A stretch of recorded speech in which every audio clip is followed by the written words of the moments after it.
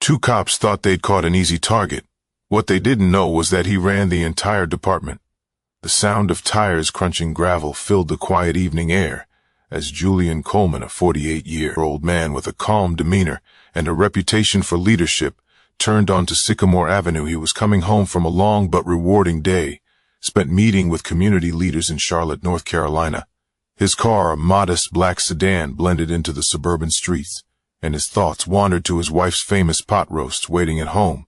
But then blue and red lights flashed in his rearview mirror, slicing through the night like an alarm bell. Julian's grip on the steering wheel tightened. Momentarily, he checked his speedometer. 29, and a 35, no traffic violations, no broken taillights, yet the patrol car's siren wailed, signaling him to pull over. "Stay calm," he muttered to himself, as he signaled and eased his car to the side of the road. He knew the drill hands, visible movement, slow, polite demeanor.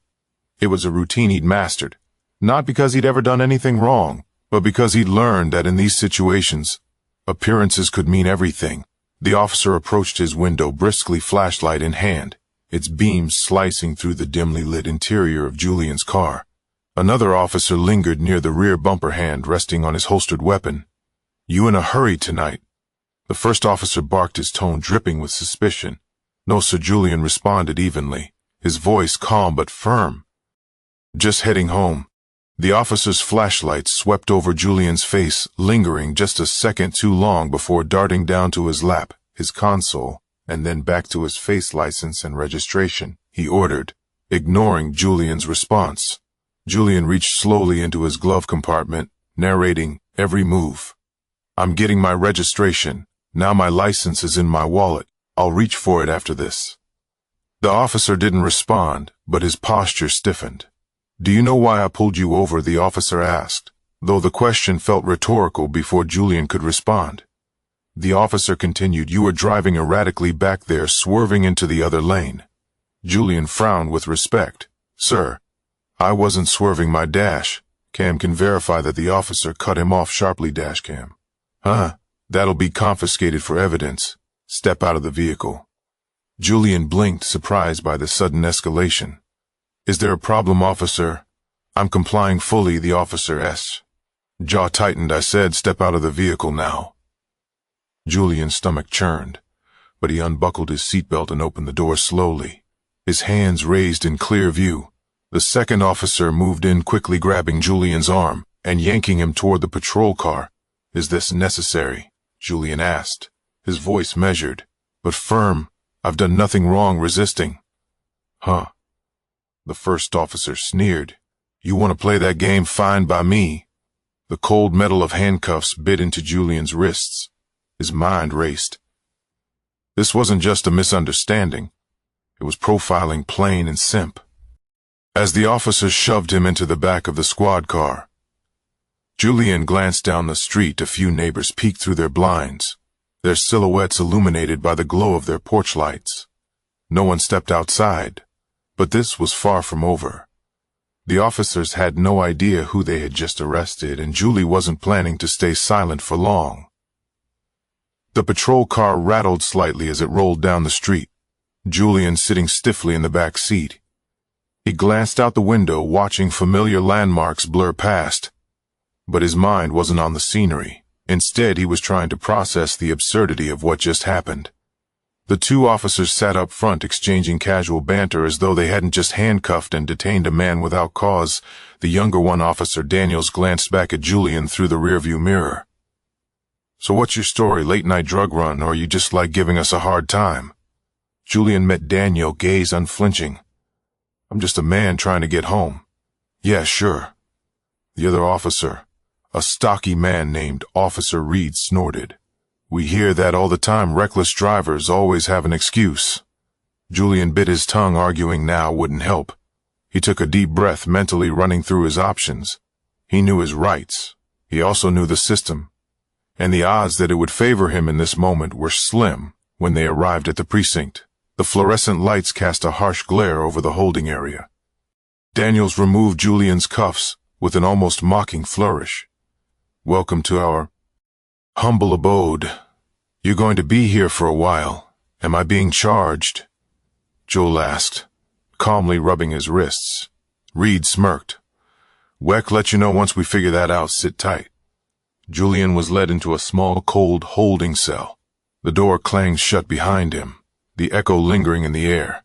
He sat on the bench, his mind a whirlwind of thoughts. He'd spent years building a career rooted in justice and fairness, and now he was being subjected to the very abuse of power he'd worked to eradicate outside the cell. The two officers leaned against a desk, laughing quietly as they reviewed Julian's license and car registration. "Nothing out of the ordinary," Daniel said, sounding almost disappointed. "Doesn't matter," Reed replied with a smirk. "We'll find something. Guys like him always have skeletons in the closet." Julian overheard their exchange, his expression unreadable. He remained seated, hands clasped, posture steady. He wasn't angry. He was calculating. He knew his patience would pay off soon enough. Hours dragged by. Other officers came and went, casting curious glances at the man in the cell. None of them seemed to recognize him, but Julian didn't expect them to. He was new to the area, having taken the position only 3 weeks prior. Finally, just as dawn began to streak the sky with faint orange hues, Julian heard footsteps approaching. A stern-looking officer, clearly higher ranking, appeared in front of the cell. Her badge read, Lieutenant Morgan. She carried an air of authority and professionalism that immediately contrasted with the other two officers. She frowned as she glanced at Julian, then back at the paperwork in her hand. "What's going on here?" Daniel stepped forward. "Picked him up last night for reckless driving and resisting arrest." Morgan arched an eyebrow. "Reckless driving?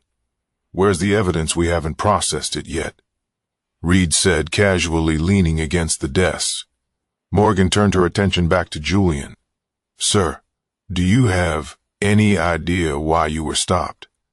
Julian stood, meeting her gaze calmly. "I was told it was for reckless driving, which I categorically deny. I also have a dash cam that can verify my version of events." Morgan's expression hardened as she glanced at the two officers. "You didn't review his dash cam?" Reed shrugged. "We didn't get to it yet." Morgan exhaled sharply, clearly displeased. "Get it now, and Daniels read my office now," as the two officers slunk away. Julian knew the tide was beginning to turn, but this was just the beginning of their reckoning. The cold metal bench pressed against Julian's back as he sat in the Hohen cell, watching the precinct buzz with activity. The hours stretched endlessly, punctuated only by the occasional shuffle of papers or distant conversations. Despite the stillness around him, Julian's mind was anything but calm. He thought about the night's events, replaying them like a movie. Every sharp word, every unnecessary escalation, it all served as a stark reminder of the deep flaws he'd spent years fighting to fix. His new position as police chief had been an opportunity to address these issues from within, to create a culture of accountability. And now here he was, experiencing the very injustice he had vowed to dismantle. The sound of footsteps brought him out of his thoughts. Lieutenant Morgan returned, holding a tablet. She gestured for him to step closer to the bars. "We reviewed your dash cam footage," she said, her tone clipped but professional. "I've also spoken with the arresting officers. Let me be clear, this should never have happened. The footage contradicts their report entirely." Julian raised an eyebrow, not surprised but still waiting for her to continue. "I'll be releasing you immediately," she added, "but I'd like to discuss next steps privately." Moments later, Julian was out of the cell and seated across from Morgan in her office. The room was stark, with a dead desk, a couple of chairs, and a small file cabinet. No frills, no distractions, just business. "I'll be filing a report against Daniels and Reed." Morgan began, folding her hands on the desk. "But there's something I need to ask." She hesitated, clearly weighing her words. "Who are you really? You're far too composed for someone who just spent the night in a holding cell over nothing." Julian leaned back slightly, giving her a small, measured smile. "I appreciate your diligence, Lieutenant, but let's just say I've been in situations like this before. I've learned to stay calm." Morgan studied him for a moment, then nodded. "Fair enough, but I have a feeling this isn't the last we'll hear of this situation." As Julian left the precinct, the early morning sun warmed his face, but the weight of the night lingered heavily on his shoulders. He didn't head straight home. Instead, he drove to his office, parked in his reserved space and walked through the doors of the police headquarters. He now oversaw his assistant. Anita looked up from her desk, startled. "Chief Coleman, you're here early." Julian gave her a nod, his expression neutral. "It's been a long night, Anita. Could you prepare a briefing room for me? I need to address the department this afternoon." Anita nodded quickly, sensing the gravity in his tone as Julian stepped into his office and closed the door behind him. He exhaled deeply. He knew what was coming. This wasn't just about him. It was about what his experience represented. The public trusted him to lead, to protect, and to hold others accountable. That responsibility weighed heavily, but Julian welcomed it. But before he could act, there was one more storm to weather: the courtroom, where everything would come to light. The courtroom was packed. Word had spread quickly about the case, and local media outlets were eager to cover it. Cameras weren't allowed inside, but that didn't stop reporters from lining the courthouse steps, ready to pounce as soon as the hearing adjourned. Julian sat quietly at the defendant's table, his lawyer, Sandra Reyes, flipping through a thick folder of evidence. Sandra was a fork to be reckoned with, sharp, unrelenting, and with a reputation for dismantling weak arguments with surgical precision. Across room, officers Daniels and Reed sat with their department-appointed attorney. Daniels looked nervous, his foot tapping uncontrollably, while Reed tried to appear unfazed, leaning back in his chair with a smug expression. The judge, an older man with a no-nonsense demeanor, entered the room and called the session to order. "We here today to address the charges brought against Mr. Julian Coleman, prosecution. You may proceed." The prosecutor, a young and somewhat hesitant lawyer, stood and began outlining the case. As it was initially reported, on the night in question, the defendant was observed driving recklessly, swerving into another lane. Upon being stopped by officers Daniels and Reed, he became uncooperative and resisted arrest. Sandra barely suppressed a smile. She leaned over to Julian and whispered, "They're walking right into it." When it was her turn, Sandra stood confidently, her voice commanding the room. "Your Honor, the charges against my client are not only baseless, but are also a direct result of racial profiling and abuse of power. To prove this, I'd like to present video evidence that directly contradicts the officer's statements." The judge nodded. "Proceed." Sandra gestured to the bailiff, who dimmed the lights and began playing the dashcam footage. The room fell silent as the video showed Julian driving steadily within his lane, the speedometer reading a constant 29 miles per hour. The officer's patrol car, visible in the rearview mirror, turned on its lights without cause. Next came the body cam footage. The courtroom watched as the officers approached Julian's car, their aggressive tone evident from the first action. The footage revealed Daniels muttering under his breath, another one of them causing trouble, followed by Reed chuckling and replying. Figures, gasps rippled through the audience. The judge's brow furrowed deeply as he glanced at the officers. Sandra paused the video and addressed the court. "This is the professionalism displayed by officers Daniels and Reed. Now let's fast forward to the arrest itself." The footage continued, showing Julian complying, calmly narrating his movements as he retrieved his registration and license. The contrast between his composed demeanor and the officers' hostility was stark. By the time the video finished, the courtroom was tense. Sandra turned to the jury and said, "This is not just an abuse of power. This is a direct violation of my client's rights, rooted in bias and prejudice." The pros stood visibly flustered. The officers believed they had probable cause. Sandra cut in sharply. Probable cause based on what? Driving safely following instructions. Or perhaps it was the color of his skin. The judge banged his gavel lightly, calling for order. "Let's keep this focused." Sandra's voice softened, but her words were no less powerful. "Your Honor, before we proceed further, my client has something to share with the court." Julian stood, adjusting his tie. He scanned the room, making eye contact with the officers before addressing the judge. "My name is Julian Coleman," he said, his voice calm but firm. "I am the chief of police for this city. I was appointed 3 weeks ago to lead this department and address the very issues you've seen here today. I chose not to disclose my position early because I wanted the truth to come out organically without bias or interference. And now it has the room erupted in murmurs. Daniels's face turned pale while Reed's smugness evaporated in an instant. The judge banged his gavel, repeatedly demanding silence. Julian continued, "This isn't just about me. This is about a system that allows officers like Daniels and Reed to operate without accountability that ends now." But this moment wasn't just a revelation, it was a reckoning one that would reverberate far beyond the courtroom walls. The courtroom buzzed with tension as Julian took his seat, his final words hanging in the air like a thunderclap. Daniels and Reed sat frozen, their expressions a mixture of shock and fear.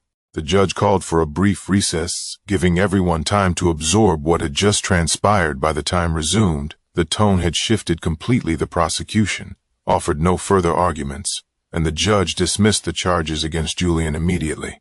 But that was only the beginning. As Julian stepped outside the courthouse, reporters swarmed him, cameras flashing and microphones thrust forward. "Chief Coleman, do you have a statement about the case?" one called out. Julian raised his hand, signaling for silence. The crowd stilled, eager for his response.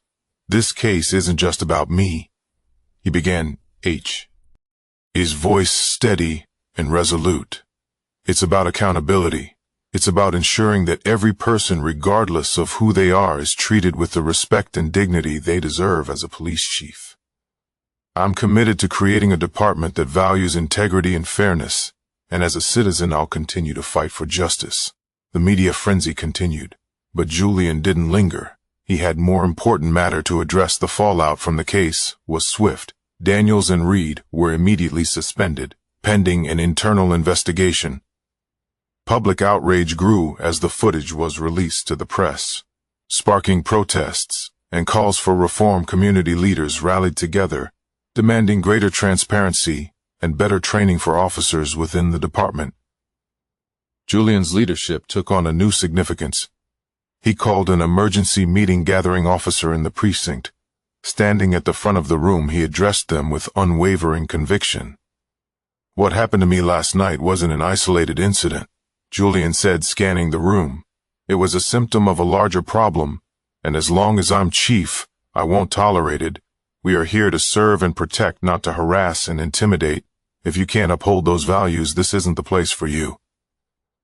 The room was silent, his words cutting through any lingering doubt about his intentions. Over the following weeks, Julian implemented sweeping changes: mandatory bias training, stricter oversight, and an anonymous reporting system for officer misconduct were just the beginning. The community began to see a shift, though trust wouldn't be rebuilt overnight. Months later, Julian sat on a panel at a town hall meeting, listening. As a young man stood up to speak, "Chief Coleman," he said, his voice cracking slightly, "what you went through, it could have been me. It could have been any of us. Thank you for standing up, not just for yourself, but for all of us." Julian nodded, his heart heavy, but full of resolve. "Change doesn't happen overnight," he replied, "but together we can build a system that truly serves everyone." As the town hall ended, Julian lingered for a moment, watching people file out with renewed hope. He knew the fight wasn't over, but he was ready for it, and now it's up to us, the viewers and the community, to keep that fight alive. If we see injustice, we must speak up. If we want change, we must demand it together. We have the power to create a world where accountability isn't just a promise, it's a reality.